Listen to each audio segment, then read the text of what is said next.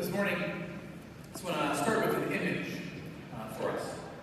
An image is a parent and a child playing peekaboo, okay?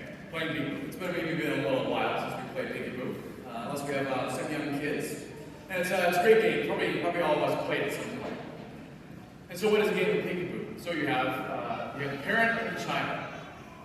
And the parent shields their face, kind of veils their face, hides their face with their hand. And the baby is attentive to the parent, right? Baby loves their mom and dad. And because of the developing brain and the developing awareness of reality that the baby has, they kind of believe that the parent is appearing and disappearing when they put their hand in front of their face and move it. And usually there's even a reaction of joy when they see their parent's face. We know the reality is that the parent's face, usually smiling, is always there. It's always present. It's more of a question, is the face hidden or not? And when we get older and realize how things work and the reality is, we realize that the parent isn't in fact popping in and out of existence, but they're just hiding themselves briefly. As I was thinking about this, I was thinking about this weekend in our gospel, and I think a life of faith can be something similar.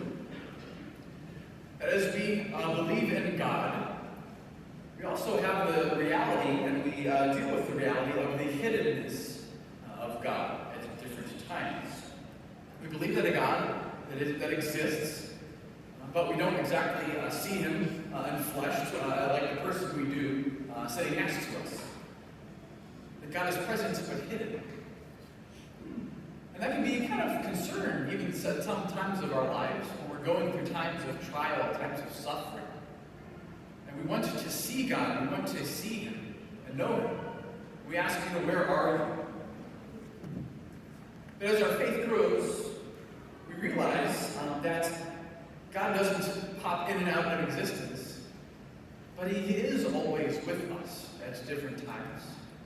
He's just not present in the ways that we can fully expect, the ways we can fully perceive. And so if we define who is a Christian, maybe we can say, in part, a Christian is one who pursues the God who is always present, yet who is also hidden.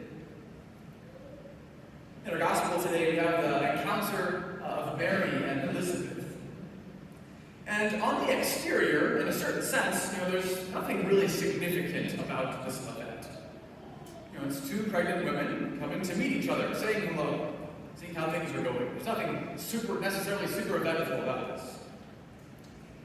Yet there's a lot that is hidden to maybe a bystander who would encounter this situation. And that it is through faith that we see, in fact, that a great deal is happening. Even though he's hidden, God is working in many ways. In one moment, he's provided life in her barrenness and her struggle with infertility. And another, he's conceived life. Another life has been conceived through the very power of God. They've come together to be able to meet and to share. And Elizabeth recognizes that through faith, realizes the great significance of their meeting. That the God of the universe, the Savior, is present in a hidden way in Mary's own body. God is doing great things in this situation. Some understood, and some things not fully understood. And we don't, in this gospel, get Mary's response, to Elizabeth's greeting. But in the lines that follow this is the Magnificat, so Mary's a great hymn of praise, where she says, "My soul proclaims the greatness of the Lord. My spirit rejoices in God, my Savior." That Mary recognizes that there's a lot of good things happening, even beyond her understanding, and that God is the source of all those good things. These past few weeks of Advent, the past few weeks we've been journeying through Advent. And maybe a question for us is, has it made a difference in our faith? And how and where has it made a difference that we've been in this time badly? Throughout these weeks, I've proposed that this time could be something of a game changer for us. And as we enter into these last days of the journey, how can we continue to enter in? Because I know the reality and the temptation is that we're going to start saying Merry Christmas, but we're still in the season of preparation in these next days. At Christmas, we're going to celebrate the mystery of the incarnation, of God taking on flesh. But maybe a question for us is, where exactly will that be? Where will we see the presence of God? Where will we see and know that He is alive and active in our lives?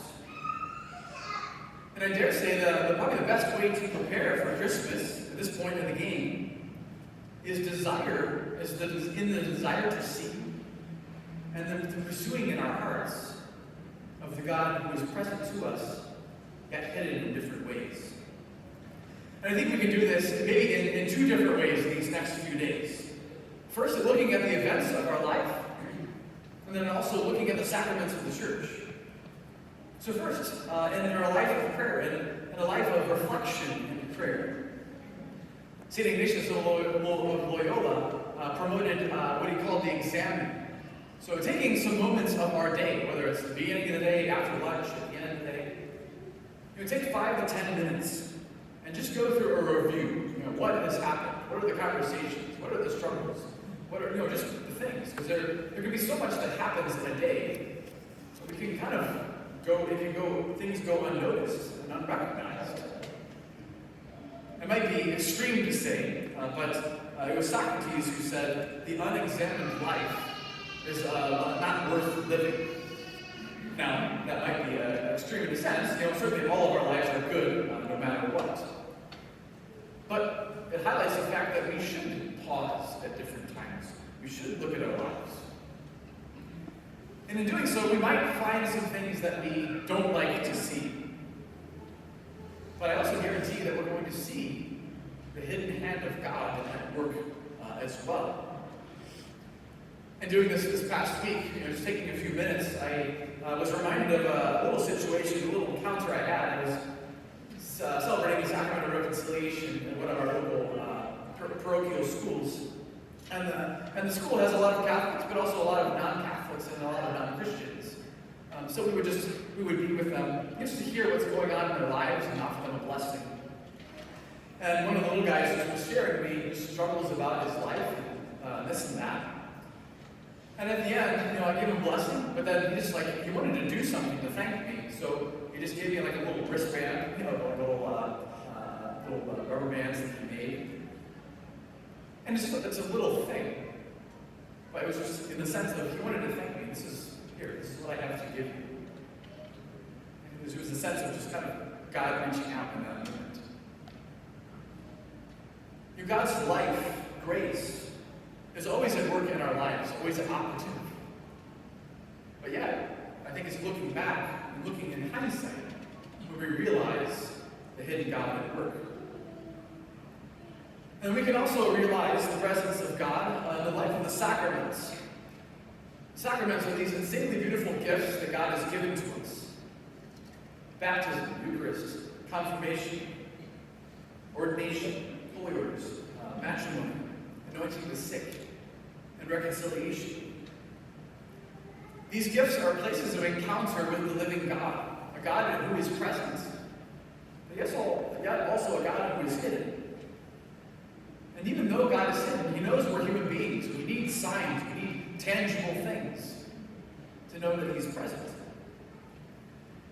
And the sacraments that the church celebrates aren't just things that keep us busy, little rituals that make us feel good about God. But the sacraments actually work to make God present to us. Do we think about the fact that every time we come to receive the Eucharist, God is entering our bodies? Yes, they seem ordinary, bread and wine, but something incredible is happening. Do we pursue? Do we seek to encounter the present yet hidden God in our lives? particularly when we celebrate the sacraments, particularly the celebration of the Eucharist. So brothers and sisters, as we finish this Advent season, let us finish well. May our hearts be open to continually encounter the God who is present to us, who wants to unite his life to ours. May we be a people of reflection, a people of prayer, as Mary was herself, so that when he comes, we can receive him, and we can receive him with joy, and we can take that joy to our world around us.